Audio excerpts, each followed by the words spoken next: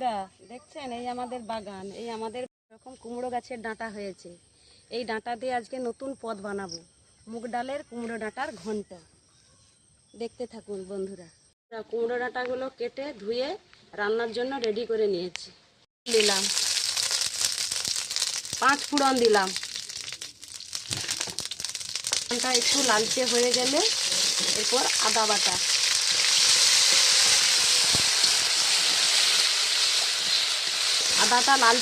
আদাটা লালচে ভাজা হয়ে গেলে এরপর মুগ ডালটা দিয়ে নাড়তে হবে।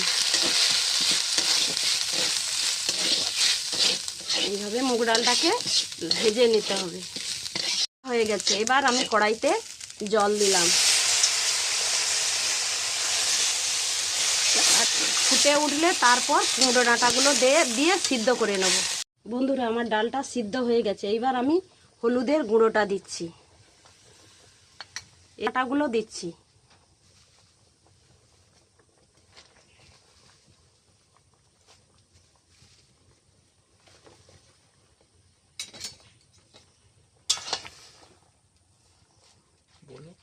কুমড়ো ডাঁটাগুলো দিয়ে একটু নেড়ে আবার ঢাকনা দিয়ে দিতে হবে।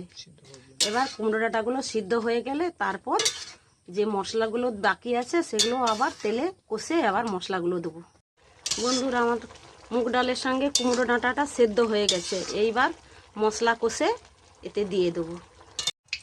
বন্ধুরা, এবার কড়াইতে আমি কাঁচা লঙ্কা ফোড়ন দিয়ে দিই, রসুন বাটা,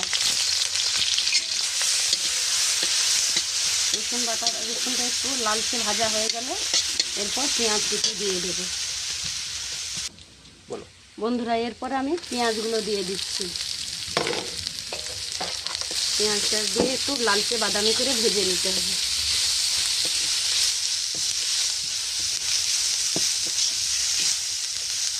পেঁয়াজের সঙ্গে একটু লবণ দিয়ে দিচ্ছি।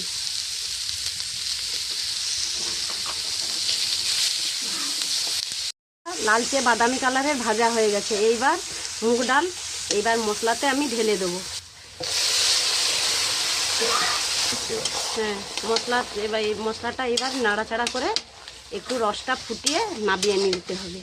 এতে একটু কাঁচা সরষে তেল, নাবাবার আগে একটু কাঁচা সরষে তেল দিতে হবে। বন্ধুরা, আমার ঘন্টটা রেডি হয়ে গেছে। এইবার কাঁচা সরষে তেল দিয়ে এবার নাবিয়ে দেবো।